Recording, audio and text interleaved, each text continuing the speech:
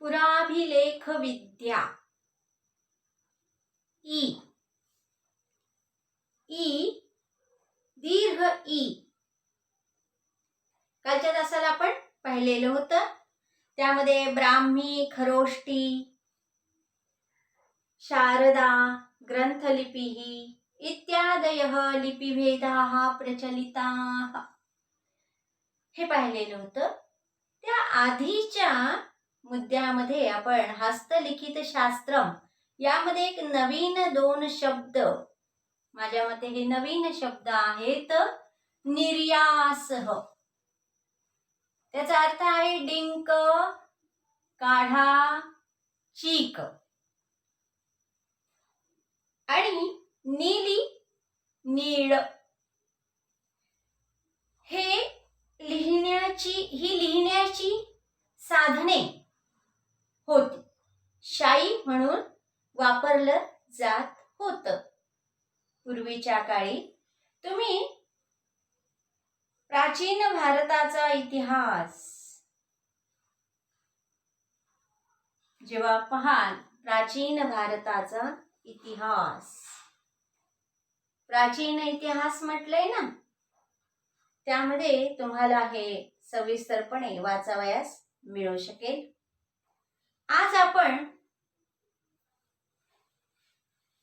ह्या कालच्या तासामध्ये तष्टा हे जे ना, तक्ष हा मूळ शब्द, त्यामध्ये तक्ष, तष्टा, तष्टा असं ते अर्थ आहे. तासणे वगैरे. आता इथे कोरणे म्हणावं लागेल.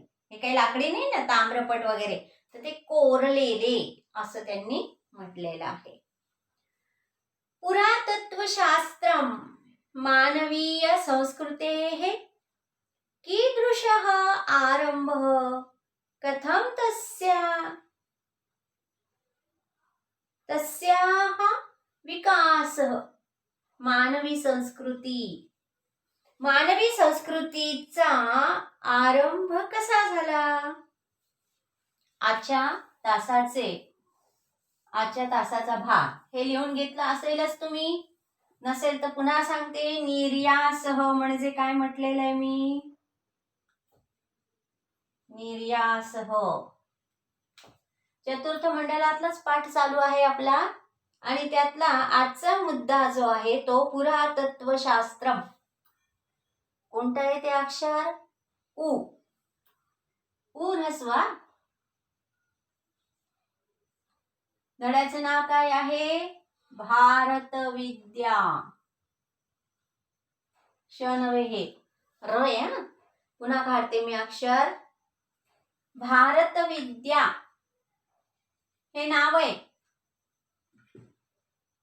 पाठाचं नाव भारतविद्या.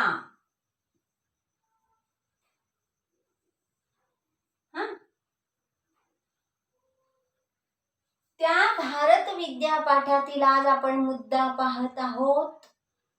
आर्किओलॉजी पण म्हटलेला आहे, इंग्लिश मधनं दिलंय, पण आपल्याला संस्कृतच लक्षात ठेवायचे आहे. इथे इंग्लिश शब्द का दिले. तिन्ही सर्व मीडियमचे आहे ना हे पुस्तक.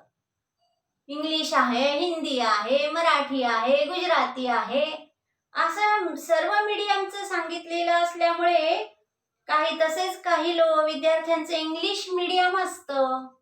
त्यांच्यासाठी म्हणून हे इंग्लिश मधून पण शब्द दिलेले आहेत.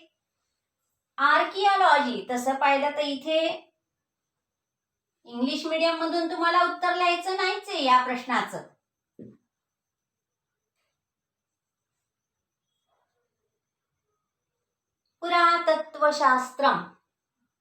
पुरातत्वशास्त्रम जे विद्यार्थी इंग्लिश मीडियम मधून शिकलेले आहे त्यांच्यासाठी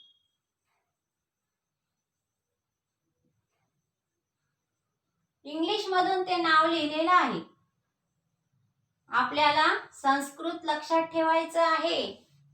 त्या भाषेचे हे जे आहे, मी जो आग्रह धरती आहे, त्या भाषेसाठी ते महत्वाचंच आहे. संस्कृत भाषा आपण शिकतो आहोत तर संस्कृतच लक्षात ठेवलं पाहिजे. आणि मीडियमचा तर इथे काही माध्यमाचा प्रश्नच नाहीये, कारण तुम्हाला संस्कृत मधूनच उत्तर लिहायचं आहे. म्हणून माध्यमाचा इथे काहीही संबंध नाही आहे. इंग्लिश मीडियम मधून शिकलेल्या मुलांसाठी ते आर्किओलॉजी असं ते इंग्लिश मधनं तो शब्द लिहिलाय. मानवीय संस्कृतेः कीदृशः आरंभः कथं तस्याः विकासः तस्यां कानि परिवर्तनानि इत्येषाम् अंगानां ज्ञानम् अस्य शास्त्रस्य फलम्. या शास्त्राचे फळ, फलम म्हटलेलं आहे फळ. या शास्त्राचे फळ काय आहे तर मानवी संस्कृतीचा आरंभ कसा झाला, त्या संस्कृतीचा विकास कसा झाला, त्या संस्कृतीची परिवर्तने म्हणजे बदल हेच या सर्वांचं ज्ञान हे याचं फलित आहे. हे ज्ञान होणे आपल्याला तर ते उपयुक्त ठरलं असं म्हणता येईल. आता हे मी तुम्हाला समजावून सांगत आहे. समजावण्यासाठी आपल्या माध्यमातून ते सांगणं आहे. उत्तर ह्यावर जे प्रश्न जे ह्यावर विचारले जाणार आहेत ते संस्कृत मधूनच आहेत. इथे दिलेलं आहे बघा पान नंबर, काल मी सांगितलेलं होतं, काल म्हणजे मागच्या तासाला तुम्हाला सांगितले होते 64 पान, 64 या पानावर हे प्रश्न दिलेले आहेत. तर हे सगळे संस्कृत मधून आहेत आणि म्हणून तुम्हाला हे संस्कृतच लक्षात ठेवावयाचे आहे. समन्वेषणम उत्खननम खननात् लब्धानां अवशेषाणां कालमापनम तथा तेषां अध्ययनं सूचीकरणं प्रतिपालनम एते विभागाः अस्मिन् शास्त्रे वर्तन्ते. या शास्त्राचे विभाग त्यांनी सांगितलेले आहेत ते बघा. या शास्त्राचे विभाग काय काय सांगण्यात आलेले आहेत तर उत्खनन, समन्वेषणम आणि उत्खनन. मग उत्खननातून मिळालेल्या अवशेषांचे कालमापन, त्यांचे अध्ययन, त्यांचे सूचीकरण, त्यांचे प्रतिपालन हे विभाग या शास्त्रामध्ये आहेत. पुरातत्वशास्त्र या शास्त्राच्या हा जो विभाग आहे ना, या विभागासाठी संस्कृतचं ज्ञान अत्यंत आवश्यक आहे. जुनं जे साहित्य आहे ते सगळं संस्कृत मधून आहे. पुराणे, धार्मिक ग्रंथ सगळे, आणि म्हणून संस्कृत हा विषय ह्या विभागासाठी अत्यंत महत्वाचा आहे.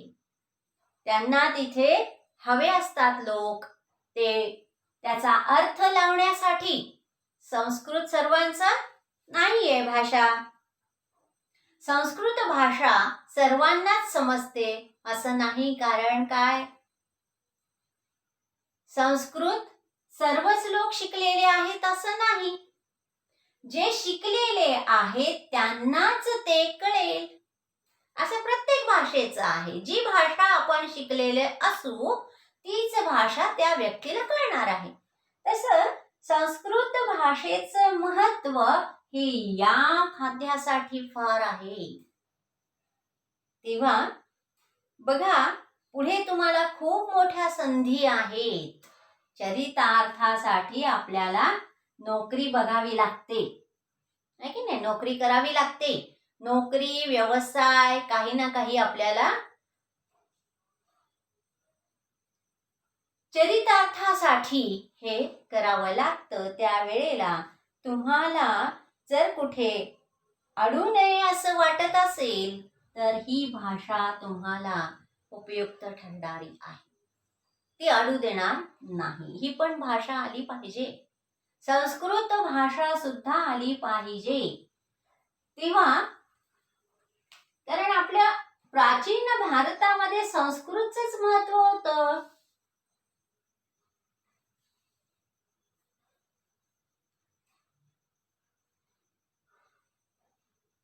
या विभागाचे हे एते विभागाः अस्मिन् शास्त्रे वर्तन्ते. तैः मानवस्य उत्क्रान्तिः, जीवनपद्धतिः, संस्कृतिः एतेषां परिचयः भवति. काय म्हटलेले बघा,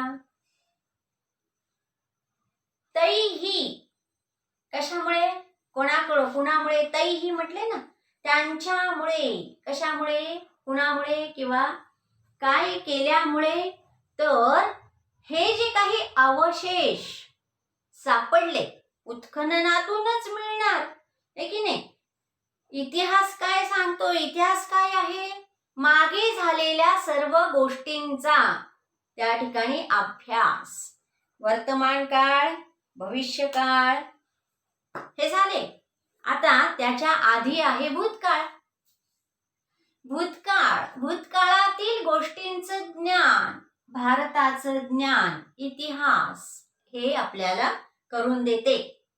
या इतिहास विभागामध्ये हे पुरातत्वशास्त्र महत्वाचे आहे. वेगवेगळ्या संस्कृती काळाच्या ओघामध्ये नष्ट होत गेलेल्या आहेत. त्यांचं ज्ञान कसं मिळवायचं? तर उत्खनन केलं जातं. उत्खननातून मिळणाऱ्या वस्तूंचा अभ्यास. तुम्ही बघा, वर्तमानपत्र जर वाचायला तुम्हाला वेळ मिळाला असेल, आता थोडंफार याच्यासाठी या पाठापुरतं तरी थोडासा वेळ काढला तर फार चांगलं राहील.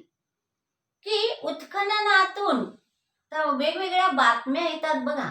उत्खनन करण्यात आलं, खोदताना जुन्या काळाच्या मूर्ती सापडल्या, जुन्या राज्य पद्धती किंवा जुन्या समाजाच्या काही गोष्टी सापडलेल्या आहेत. त्यांचे पोशाख, त्यांचे सौंदर्य प्रसाधने, हे सर्व, त्यांचे मूर्तीपूजक असतील तर त्या मूर्ती, नसतील तर त्यांचे काय आहे, कसं जीवन पद्धती आहे, हे सांगणाऱ्या काही गोष्टी त्या उत्खननातून मिळतात. त्या उत्खननातून मिळालेल्या गोष्टींचा अभ्यास करून तत्कालीन उत्क्रांती, जीवन पद्धती, संस्कृती यांचा परिचय आपल्याला करून दिला जातो. आता हे जे काम करणारे आहेत, महत्वाचं कार्य आहे. सर्व अभ्यास, सर्व ज्ञान आपल्याला असलं पाहिजे. फक्त विज्ञानाचं पाहिजे, फक्त अमुक एका विषयाचं ज्ञान पाहिजे, स्थापत्यशास्त्रच पाहिजे असं नाही. सगळे विषय सगळ्या विषयांशी संबंधित असतात. कोणताही एक विषय असा नाही की त्याचा काही दुसऱ्या विषयाशी संबंध नाही. आता भाषा विषयच बघा ना. भाषा विषयामध्ये तुमच्या लक्षात आलं असेल की इतिहास सुद्धा आपण पाहत आहोत. भाषा म्हणजे बोलण्याचं, भाषेचं, व्यवहाराचं साधन आहे भाषा. तर फक्त ते व्यवहाराचं साधन म्हणून अभ्यास नाही करीत आहोत आपण, तर भाषा विषय हा आपल्याला ऐतिहासिक माहिती सुद्धा देणारा आहे. हे या पाठावरून आपल्याला लक्षात आहे. आता आपण इतिहासाकडे वळलेलो आहोत आणि तत्कालीन हे पुरातत्व शास्त्र जे आहे ह्या शास्त्राचा अभ्यास करणारे फार महत्वाचं काम केलेलं या लोकांनी. आपल्याला हे पण ज्ञान पाहिजेच. आपला भारत आपल्याला पूर्णपणे समजून घ्यायचा आहे. अगदी भूतकाळापासूनचा आपला भारत कसा आहे हे आपल्याला पाहायचं आहे. तेही अत्यंत ज्ञान, तेही ज्ञान अत्यंत महत्वाचं आहे. आता ते कशासाठी आहे? बऱ्याच वेळेला स्पर्धा परीक्षांमध्ये हे उपयोगी तर पडतच. आणि विद्वान म्हणून तेव्हा तुमची गणना होते, तेव्हा कशावरून? तुम्हाला हे बरंचसं ज्ञान माहिती असतं. जेवढं तुम्ही ज्ञान मिळवा तेवढे तुम्ही विद्वान म्हणून प्रसिद्ध व्हाल, हो की नाही? तेव्हा हे जे शास्त्रज्ञ आहेत, संशोधक कोणकोणते आहेत त्यांची नावे दिलेली आहेत बघा इथे. राखालदास, श्रीमान राखालदास बॅनर्जी महोदय सिंधू संस्कृती अन्वेषणे सहभागम दत्तवान. कुणी कुणी काय काय आपला सहभाग नोंदवलेला आहे. म्हणजे सहभाग आपला काय म्हणता येईल, सहभागी होण्याचं कार्य केलेलं आहे. कुणी कुणी केलेलं आहे. हे महत्वाचं कार्य आहे. आपला इतिहासाचं ज्ञान मिळविणे हे सुद्धा अत्यंत महत्वाचं कार्य आहे. सिंधू संस्कृतीचे संशोधन अन्वेषणे यांनी श्री राखालदास बॅनर्जी ही नावे येतात, रिकामी जागा भरामध्ये येतात. श्री राखालदास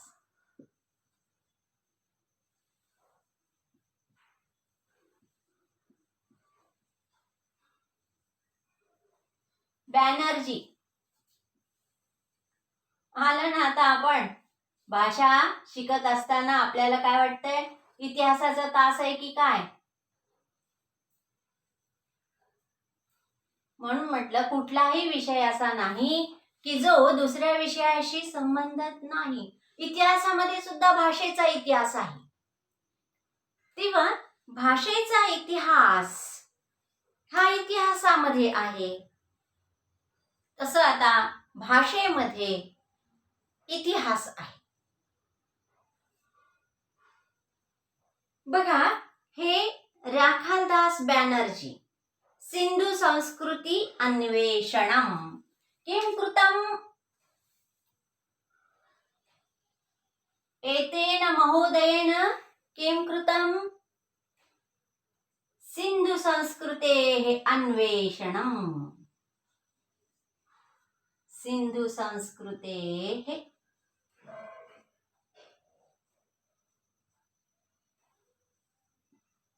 अन्वेषणम.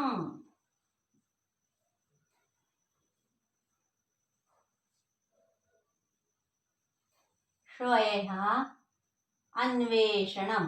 हे काय, आता पेन सुकत चाललाय थोडा आपला, या पेनचा हे असा त्रास आहे, सुकत जातो मध्येच.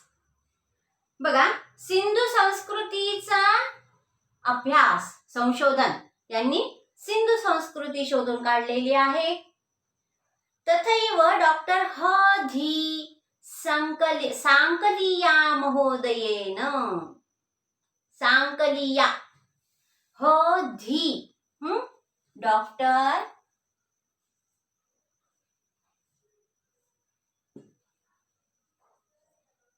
ह.धी. सांकलिया. कसा काढलाय बघा सांकलिया शब्द. सांकलिया हा जो आहे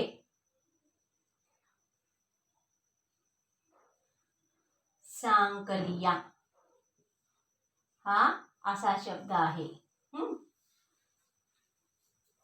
सांकलिया महोदयेन किं कृतम महाराष्ट्रे क्षमस्व, महाराष्ट्रे प्राचीन संस्कृतिः अन्वेषिता। महाराष्ट्रे महाराष्ट्रे महाराष्ट्रे हा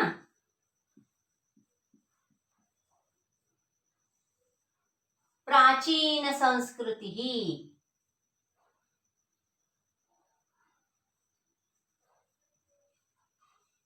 प्राचीन संस्कृतिः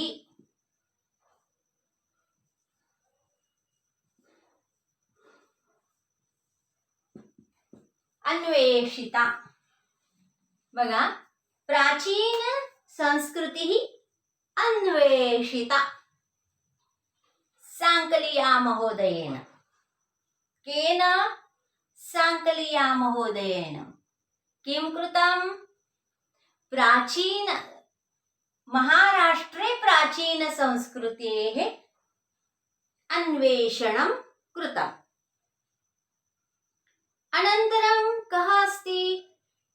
डॉक्टर म.के. ढवळीकर महोदयैः इनामगाव विषये कृतं संशोधनं प्रसिद्धम्। हे लिहून घेतलेलं आहे। आता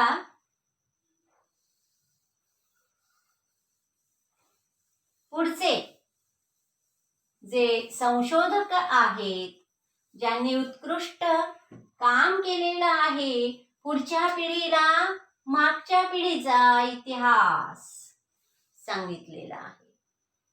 बघा, डॉक्टर म.के. ढवळीकर डॉक्टर म.के. ढवळीकर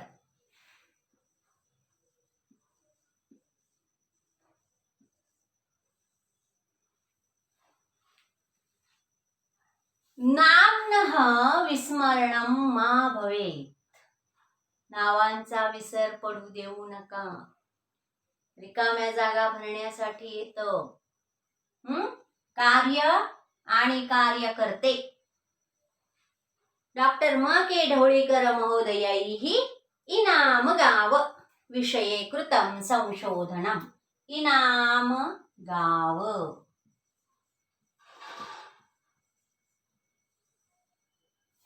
बघा, पुन्हा एकदा शब्द इनामगाव। संशोधनं कृतम्। अनन्तरं स्थापत्यशास्त्रविषये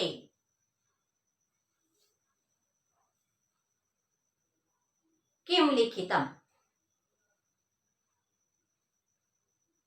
स्थापत्यशास्त्रं वास्तुकला आर्किटेक्चर असं म्हटलेलं आहे। इनामगाव ढवळीकर महोदय। पुरातत्वशास्त्रानंतर आपण आज स्थापत्यशास्त्र दीर्घ स्थापत्यशास्त्र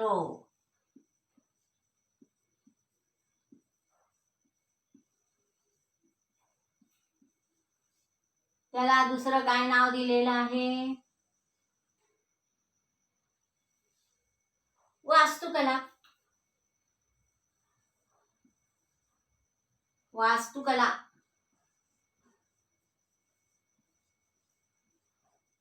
मी सांगताना लिहिलंत ना की मग हे जरा ठळक नाही आलं तरी काही फारसं आपलं नुकसान होत नाही। हे पेन असे मध्ये मध्ये सुकून जातात, शिकवताना लक्षात राहत नाही, बंद करायचे आणि पेन लगेच सुकायला लागतात। वास्तुकला स्थापत्यशास्त्रम किंवा वास्तुकला। प्राचीन भारते एतत् शास्त्रम अतीव विकसितम। पुनः मागच्या भागात काय पाहिलं आपण? बहुविकसितम। आता काय? अतीव विकसितम। मयमतं समरांगण सूत्रधारः प्रासाद मंडनम इत्यादयः प्राचीन स्थापत्य विषयकाः नैके ग्रंथाः प्रसिद्धाः। मयमतम. मयसभा हा शब्द ऐकलेला असेल तुम्ही. मयसभा. तर वास्तुशास्त्राचा तो एक विशेष आहे. ती वास्तुकला विशेष अशी आहे. तुम्ही महाभारत मालिका होती मध्यंतरी, त्यामध्ये हे मयसभा दाखविण्यात आलेली होती. जिथे पाणी आहे असे वाटते तिथे पाणी नसते, आणि जिथे पाणी नसते तिथे पाणी असते, असं काहीतरी ते त्या वास्तुकलेचा असा भ्रमात टाकणारा प्रकार आहे. संभ्रमात टाकणारा प्रकार या वास्तुकलेमध्ये आहे. त्याला मयमतम, मय शब्द आलेला आहे इथे. समरांगण सूत्रधारः प्रासाद मंडनम इत्यादयः प्राचीन स्थापत्य विषयकाः ग्रंथाः प्रसिद्धाः. ही ग्रंथांची नावे आहेत. मयमत, समरांगण सूत्रधार, प्रासाद मंडनम. हे तीन ग्रंथ आहेत. नागरवेसर द्रविड नामभिः प्रसिद्धाभिः पद्धतिभिः निर्मितानि बहूनि मंदिराणि भारते दृश्यन्ते. चित्रकला विषय शिकत असताना ही मंदिरं आपण पाहिलेली आहेत. 8वी ते 10वी विषय वर्गापर्यंत चित्रकला विषय असतो. त्यामध्ये आमच्या वेळी तरी चित्रकला विषय होता. 8वी ते 10वी आताही असणार. त्यामध्ये ती चित्रकला शिकत असताना तुम्हाला ह्या मंदिरांची चित्र सुद्धा पाहण्यात आलेली असणार.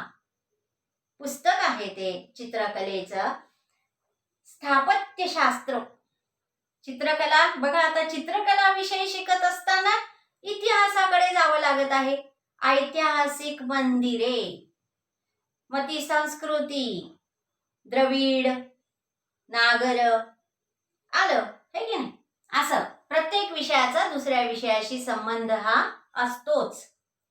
तर आता इथे आपण काय पाहत आहोत, नागर वेसर द्रविड नामभिः प्रसिद्धाभिः पद्धतिभिः निर्मितानि बहूनि मंदिराणि भारते दृश्यन्ते. या पद्धतीने निर्माण केलेली मंदिरे, नागर वेसर द्रविड या नावांनी प्रसिद्ध असलेली मंदिरे भारतामध्ये मोठ्या प्रमाणावर दिसतात. फिरावं लागणार ती पाहण्यासाठी. जेव्हा तुमचं शिक्षण पूर्ण होईल आणि मग तुम्ही जेव्हा भविष्यात तुमच्या कुटुंबासह फिरायला जाल त्यावेळेला हे अवश्य बघा. तुम्हाला आठवेल संस्कृत काहीतरी, की आपण संस्कृत शिकत असताना हे ऐकलेलं होतं. तर नागर वेसर द्रविड नामभिः प्रसिद्धाभिः पद्धतिभिः निर्मितानि बहूनि मंदिराणि भारते दृश्यन्ते. शैलगुहाः काष्ठ पाषाणादिकैः रचितानि मंदिराणि प्रासादाः प्राचीननगराणि इत्यादीनाम् अध्ययनम् अस्य शास्त्रस्य विषयः. अस्य शास्त्रस्य कः विषयः? किम विषय, काय विषय आहे या शास्त्राचा? कोणता विषय आहे? कह जर म्हटलं आपण पुल्लिंगी शब्द वापरला तर सर्वनामाचं रूप. कोणता विषय आहे या शास्त्राचा? कोणता विषय आहे? शैलगुहा, काष्ठ पाषाण इत्यादी. काष्ठ पाषाण म्हणजे लाकूड आणि दगड यांच्या सहाय्याने बनविलेली मंदिरे, प्रासादा, राजवाडे, प्राचीन नगराणी इत्यादी नाम अध्ययनम. प्राचीन नगरे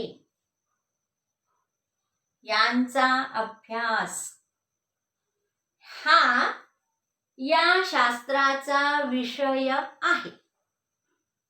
डॉक्टर विष्णू श्रीधर वाकणकर महोदयस्य संशोधनेन भीमबेटका शैलभित्तिचित्राणि प्रकाशितानि. या स्थापत्यशास्त्राविषयीचा सुद्धा मागच्या अभ्यासक्रम, जुन्या अभ्यासक्रमातल्या विद्यार्थ्यांना माहिती असेल. आता जुना म्हणजे फार जुना कुठे, ह्या वर्षी हे तुमचं पुस्तक नवीन आलेलं आहे आणि ते मागच्या वर्षीचे जे आहे त्याच्यामध्ये सूर्य मंदिरे वगैरे असे ते उल्लेख आलेले आहेत. शैलगुहा, लाकूड आणि पाषाण यांनी रचलेली, यांच्या साह्याने केलेली मंदिरे, कोरीव लेण्या.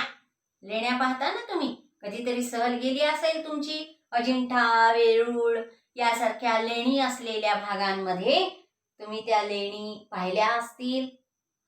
गुहा, शैल गुहा म्हटलेला आहे. राजवाडे, कला कुसरीची फार आवड होती जुन्या काळामध्ये. घरं सुद्धा बघा असे जे असतात ना, खिडक्या, दारे, काहीतरी ते रंग, चित्र काढलेले असतात, पानं, फुलं, काहीतरी भिंतीवर चित्र असलेले आपल्याला दिसून येतील. कलेची आवड होती, चित्रकलेची आवड होती. यावरून आपण एक एक निष्कर्ष काढतो ना. जसं तुमच्या विज्ञानामध्ये प्रयोग करता तुम्ही आणि शेवटी निष्कर्ष काढता, हे इथे आपण काय करतोय, प्रयोग नाही, इथे संशोधन आहे, इथे अभ्यास आहे आणि त्यावरून आपण निष्कर्ष काढतो. इथे काय निष्कर्ष काढलेला आहे, हे सगळं अभ्यासल्यावर प्राचीन भारतामध्ये चित्रकलेची आवड होती, है की नाही. अभ्यासावरून आपण आपले मत मांडतो. ते आपलं म्हणजे वैयक्तिक आपलं नव्हे, जे पुस्तकं जी आहेत ज्ञानाची, ह्या विषयीची, ते त्यांच्या आधारे आपण हे आपलं मत सांगत असतो. तर या ठिकाणी आपण आज काय काय अभ्यास केला आहे. पुराभिलेख विद्या काल झालेला आहे, मागच्या तासात. पुरातत्वशास्त्रम आणि स्थापत्यशास्त्रम ह्या दोन विषयी आपण आज माहिती घेतलेली आहे. आता इथे व्याकरणाचे प्रश्न नाही आहेत या पाठावर. बाकीच्या पाठांवर व्याकरणाचे प्रश्न आहेत. व्याकरण म्हणजे वस्तुनिष्ठ प्रश्न आहेत, व्याकरणावर आधारित प्रश्न आहेत. इथे तसं नाही आहे. इथे काय आहे, पर्याय निवडण्याचे प्रश्न आहेत आणि म्हणून तेच प्रश्न आपण पाहणार आहोत. यामध्ये बघा सगळी नावं आली, ढवळीकर महोदय, वाकणकर महोदय, गोखले महोदया. आता संशोधनेन भीमबेटका शैलभित्तिचित्राणि प्रकाशितानि. कुणाची?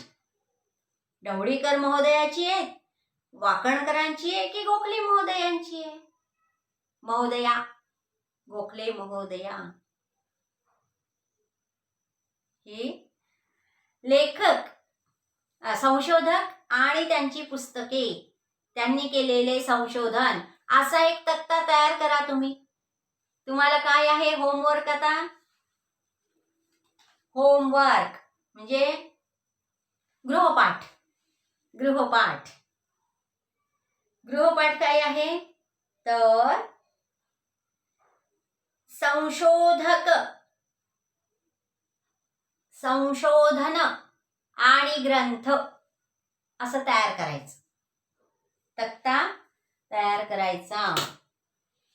संशोधन, संशोधक, संशोधन आणि ग्रंथ हे हा एक तक्ता तुम्ही तयार करा. हा तुमचा गृहपाठ आहे. यावर दुसरा काय आहे की नाही. वस्तुनिष्ठ प्रश्नांसाठी हेच महत्वाचं आहे. या मुद्द्यासाठी स्थापत्यशास्त्र आणि पुरातत्वशास्त्र या प्रश्नांवरून आपण तक्ता तयार करायचा आहे. आता एक प्रश्न तसा विचारला आहे ना, आणि म्हणून हा तक्ता आपण तयार करीत आहोत. यामध्ये ना आता या पानावरचा आता तुम्ही ऐकलं असेल बातमी की 25% अभ्यास कमी करण्यात आलेला आहे. त्यानुसार नाट्य विशेषः हे नुसतं तुम्ही वाचा, ज्ञान मिळवा, त्यावर प्रश्न विचारले जातील असं काही सांगता येत नाही. तेव्हा ते स्वयंअध्ययन तुम्हाला करावं लागेल. त्यांनी ते डिलीट केलेलं म्हटलेलं आहे तो पोर्शन, पण ज्ञान काही वाया जाणार नाही, ओके नाही. तुम्ही वाचा, समजून घ्या. शब्द आडले तर एक शब्दकोश असला पाहिजे घरी.